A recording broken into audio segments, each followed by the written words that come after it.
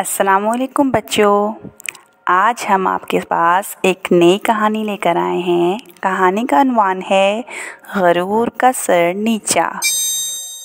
एक दफ़ा का जिक्र है कि किसी जंगल में एक शेर ने अपनी बादशाहत कायम कर रखी थी। वो जिस जानवर को भी हुक्म देता तो वो जानवर फ़ौरन इसका हुक्म बजा लाता, और अगर कोई जानवर इसकी हुक्म अदूली करता तो इसकी शामत आ जाती। शेर उसे मार मार कर आध धुआं कर देता और दूसरे जानवर ये सब कुछ करीब से देखते रहते। एक दफ़ा खुदा का करना ऐसा हुआ कि शेर ने हस्बे मामूल गीदड़ को हुक्म दिया कि वो बाज़ार जाए और इसके लिए ढेर सारे खाने लाए।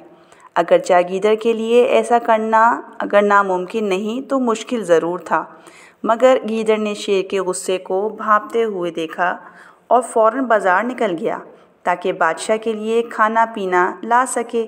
मगर इसे इस वक्त सख्त हैरानगी हुई जब गीदड़ खाली हाथों बादशाह की खिदमत में हाजिर हुआ और उसे तमाम बता सुनाई कि इसने सारा शहर छान मारा, मगर इसे शेर के लिए कहीं से भी खातिर ख्वाह खाना ना मिल सका।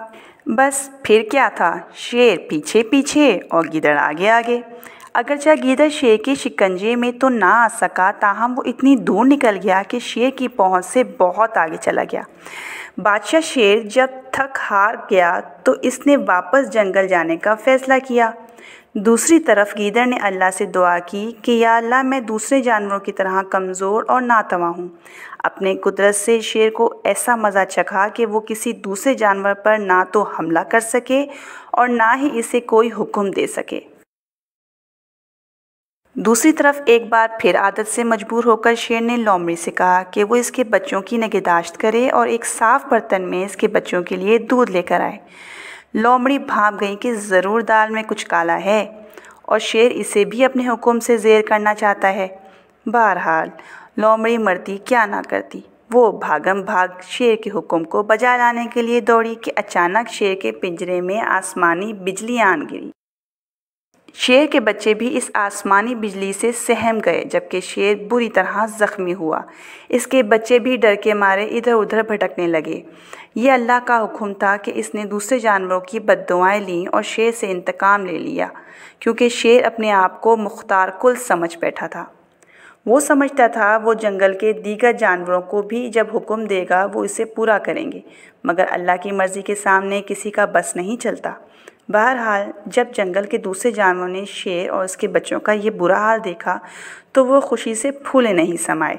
सब जानवरों ने अल्लाह का शुक्र अदा किया जिसकी कुदरत ने शेर को बादशाहत से निकाल बाहर किया। तमाम जानवर बहुत खुश थे और शेर का हशर देखकर खुशी और मुसरत के मिले जुले जज्बात से लबरेज हो गए। अब शेर को अपनी गलती का एहसास हुआ कि वो नाहक दूसरे जानवरों पर अपना रौब जता रहा था। शेर और उसके बच्चों ने गर्जदार आवाज़ में अल्लाह का शुक्र अदा किया और इससे अपने किए की माफ़ी मांगी। अल्लाह रहीम व करीम है, इसने शेर पर भी करम किया और आहिस्ता आहिस्ता शेर तंदुरुस्त होता चला गया।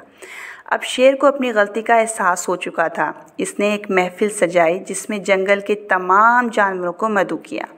शेर ने इन सब से माफ़ी मांगी और उनसे वादा किया कि आइंदा वो किसी जानवर पर जुल्म नहीं ढाएगा। इसके साथ ही अक़ल बर्खास्त हुई और तमाम जानवर अपने ठिकानों पर जाकर सो गए। प्यारे बच्चों, इस कहानी से हमें ये सबक मिलता है कि गरूर का सर नीचा होता है, इसलिए हर वक्त अल्लाह से डरते रहना चाहिए। शेर और तमाम जानवरों में दोस्ती हो गई और यूं तमाम जानवर मिलजुल कर इकट्ठे रहने लगे। हाँ भी बच्चों, कैसी लगी आपको आज की हमारी कहानी? अपने कमेंट्स में हमें ज़रूर बताइएगा। ओके बच्चों, अल्लाह हाफिज़।